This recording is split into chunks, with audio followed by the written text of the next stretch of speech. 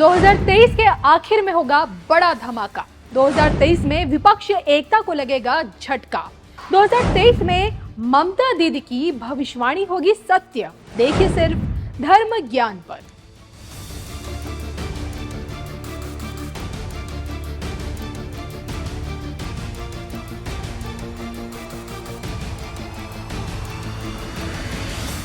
नमस्कार, मैं हूं आपके साथ कविता राणा। राजनीतिक गलियारों में इस बात की चर्चा है कि भाजपा 2024 का रण इसी साल यानी कि 2023 में ही निपटाने की तैयारी में है। और राजनीतिक गलियारों में देखिए इस बात की सुगबुगाहट भी है कि आखिर समय से पहले लोकसभा चुनाव का बिगुल फूंक दिया जाएगा। और इन्हीं कयासों के आधार पर बंगाल की क्वीन यानी कि प्रदेश के मुख्यमंत्री ममता बनर्जी की भविष्यवाणी भी सत्य होती दिख रही है। अब देखिए, कुछ समय पहले ही मुख्यमंत्री ममता बनर्जी ने ये बयान दिया था कि बीजेपी समय से पहले देश में लोकसभा चुनाव करा सकती है। और आज ममता की यही भविष्यवाणी चर्चा का विषय बनी हुई है। अब अगर दीदी की भविष्यवाणी सत्य होती है तो क्या समय से पहले ही पीएम मोदी फिर से प्रधानमंत्री बन जाएंगे?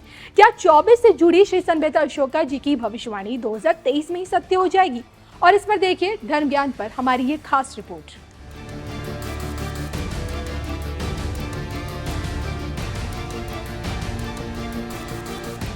आज की तारीख में सत्ताधारी मोदी सरकार समय से पहले लोकसभा चुनाव कराने के मूड में है। और इसके पीछे की वजह एक नहीं बल्कि कई है।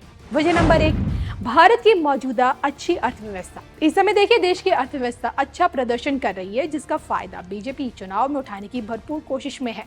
वजह नंबर 2 ये है कि पीएम मोदी की बढ़ती लोकप्रियता। इस समय विश्व पटल पर पीएम मोदी में दुनिया को विश्व गुरु नजर आ रहा है। विदेशी ताकतें भी पीएम मोदी को बॉस बता रही हैं दुनिया का। लोकप्रियता के पैमाने पर पीएम मोदी से आगे कोई नहीं है और आज इसी शोहरत को चुनावों में भुनाने की कोशिश भी है। वजह नंबर 3, विपक्षीय एकता को झटका। वर्तमान में देखिए विपक्षी दल बीजेपी को चुनौती देने के लिए एकजुट होने की कोशिश कर रहे हैं। अब समय से पहले चुनाव कराने से बीजेपी को इन दल को एकजुट होने से रोकने का मौका मिल जाएगा। अब देखा जाए तो इस समय देश का माहौल पूरी तरह से मोदीमय हो रहा है, या फिर यूं कहें कि पीएम मोदी के फेवर में है। पीएम मोदी की मंदिर नीति से देशवासी सबसे ज्यादा प्रभावित भी हैं। दशकों पुराना वादा बीजेपी ने निभाया। 3 दशकों तक बीजेपी ने राम मंदिर आंदोलन का नेतृत्व किया और सत्ता में आते ही अयोध्या में मंदिर की नींव भी रख डाली। और आज देखिए अयोध्या की इसी बदलती तस्वीर के साथ बीजेपी केंद्र की राजनीति में फिर से खुद को फिट करने की कोशिश कर रही है। इसी साल के आखिर में कांग्रेस शासित राजस्थान और छत्तीसगढ़ में भी चुनाव है, जिसे देखते हुए भाजपा लगे हाथ बैक टू बैक चुनाव करवाकर खुद के जीतने की राह आसान कर रही है। और ऐसे में क्या 2024 को लेकर विश्वविख्यात सुदर्शन चक्र ज्योतिषाचार्य श्री संबेता अशोका जी ने जितनी सीटों की भविष्यवाणी की थी, क्या उतनी सीटें भाजपा 23 में ही ला देगी? कांग्रेसियों का 1984 वाला रिकॉर्ड क्या भाजपा इसी साल यानी कि 2023 में ही तोड़ देगी? इस पर देखिए एक बार फिर से आप सुनिए और गौर से सुनिएगा पीएम मोदी की हैट्रिक पर श्री संबेता अशोका जी ने क्या धाकर भविष्यवाणी की थी।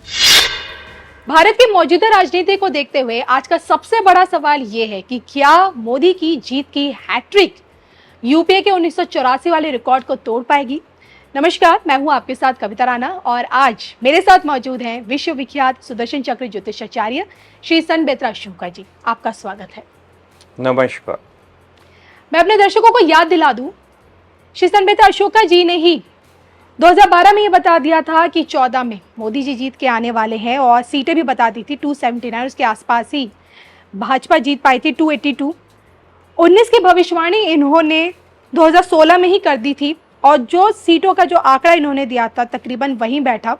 और अब आपको बता दें कि इन्होंने ही 24 मई 2014 में ही इस बात की सबसे बड़ी भविष्यवाणी कर दी थी कि पीएम मोदी ही तीसरी बार भी देश में पीएम मोदी जी की ही सरकार बनेगी। और 2024 के लोकसभा चुनाव को लेकर भी सीटों की भविष्यवाणी कर चुके हैं। जी हाँ, 19 में ही 2024 के लोकसभा की सीटों की भविष्यवाणी कर चुके हैं और सीटें इन्होंने बता दी हैं 418 ±5 एनडीए का जो इन्होंने आंकड़ा बताया है। अब सवाल ये उठता है आज की मौजूदा स्थिति को देखते हुए, क्योंकि अब पीएम मोदी जी की राह में रोड़े बहुत है और सबसे बड़ा रोड़ा तो 26 दलों की विपक्षीय एकता है, जिसका नामकरण भी राहुल गांधी के कहने पर इंडिया हो चुका है। और क्या यही इंडिया पीएम मोदी को यूपीए के 1984 वाला जो रिकॉर्ड है 415 का क्या तोड़ पाएगा? आइए जानते हैं श्री संबित अशोका जी की इस पे क्या राय है, बताइए। नमस्कार। देखिए, भविष्यवाणी तो भविष्यवाणी होती है। जी। एक बार जो कह दिया उस पे डेविएट होना इज नॉट अ प्रेडिक्शन। अब आपने बताया कि 26 दल मिलकर स्टेट वाइज आपका जो है मोदी जी को टक्कर देंगे। जैसे अगर आप यूपी में लेते हैं तो यूपी में कांग्रेस और अखिलेश यादव मिल गए हैं। बहन मायावती तो नहीं मिल रही हैं, लेकिन और भी छोटे छोटे दल मिलके निर्दलीय सब मिल रहे हैं। तो वो जो हैं, ये जो इनका जो अलजबरा है, जो इनका जो कैलकुलेशन है जी। कि भैया पार्टियों के हेड अगर इलेक्शन से पहले मिल जाते हैं तो उनको फॉलो करने वाले उनके जो वोटर्स हैं क्या इलेक्शन में उनका साथ देंगे? ये सबसे बड़ा मुद्दा है। और यहां पर जो है आप देखेंगे, मैंने 2024 की जो भविष्यवाणी की थी उसमें मैंने बहुत पहले 2019 में नारकंडा से ये बोला था कि बीजेपी जो है, यानी कि एनडीए जो है का वोट का परसेंटेज जो है दैट विल बी 51+। जी। अब उस टाइम पे जो भविष्यवाणी हुई है देववाणी है, तो उस टाइम पे ये 51 जो परसेंटेज की जो भविष्यवाणी हुई है वो ये सब चीजों को दिमाग में रख के हुई है कि भविष्य में ऐसा हो सकता है, सारे दल मिलकर मोदी जी का सामना करेंगे। आपने एक चीज और पूछी है कि आपने 2014 में ही ये भविष्यवाणी कर दी थी, 14 मई 2014 को, कि मोदी जी जो है जीत की हैट्रिक लगाएंगे। और वो जीत की हैट्रिक बिल्कुल वैसी ही गई। 14 में मोदी जी ने 282 सीट्स ली। 279 ±5 का प्रेडिक्शन था। 2019 में 299 ±5 की प्रेडिक्शन थी और बीजेपी ने जो है 303 का आंकड़ा प्राप्त किया।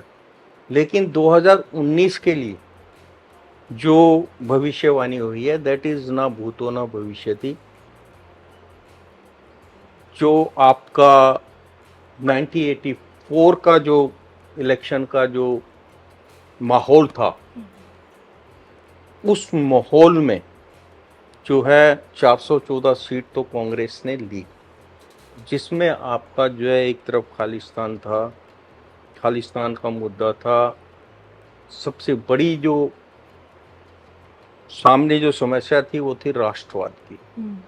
तो राष्ट्रवाद के ऊपर आपका जो है आरएसएस ने भी कांग्रेस को पूर्ण सहयोग दिया जी।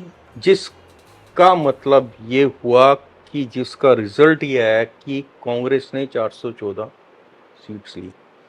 अब आप देखिएगा, अगर 19 को आप स्टडी करते हैं तो 19 में भी जो आपके इलेक्ट्रॉनिक मीडिया जो डेटा दे रहा था 170-160 के बीच में एनडीए को दे रहा था, लेकिन एट 12th आवर जो है पुलवामा के कारण जो है राष्ट्रवाद का मुद्दा ऊपर आया जी। और जो प्रेडिक्शन थी वो 303 पे जाके रिजल्ट आपके सामने है, बहुमत के साथ। हाँ, अब जो पोजीशन, अब पोजीशन जो है बिल्कुल वैसी ही है जो 1984 वाली है। अभी सामने नजर नहीं आ रही है, लेकिन अंदर जो चल रहा है आप देखिएगा। पंजाब में आपकी सरकार है, वहां पर जो है आपका लॉ एंड ऑर्डर जो है वो बिल्कुल कंट्रोल से बाहर है।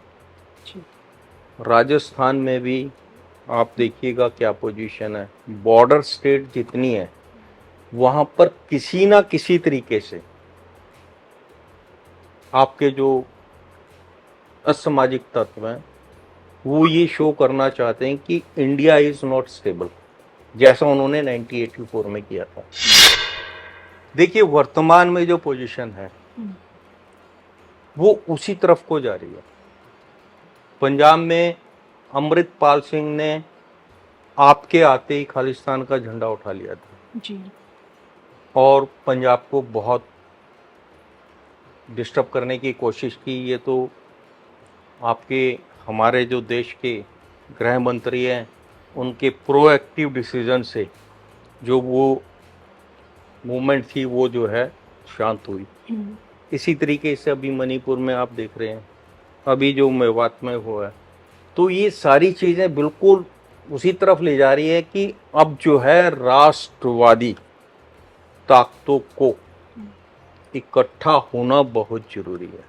जिस तरीके से 1984 में आपका इकट्ठा होके उन्होंने जो वोटिंग की थी तो 414 का आंकड़ा आया था। अब जो है 2024 में ये जो हालात हैं ये 21 नवंबर तक बहुत सारी चीज़ें जो हैं बिगड़ेंगी। 21 नवंबर तक बहुत सारी चीज़ें बिगड़ेंगी और सुधरेंगी भी जी। जिसका रिजल्टेंट इफेक्ट जो होगा, जो भविष्यवाणी की गई है कि एनडीए जो है 418 18 प्लस माइनस 5 का आंकड़ा प्राप्त करेगी।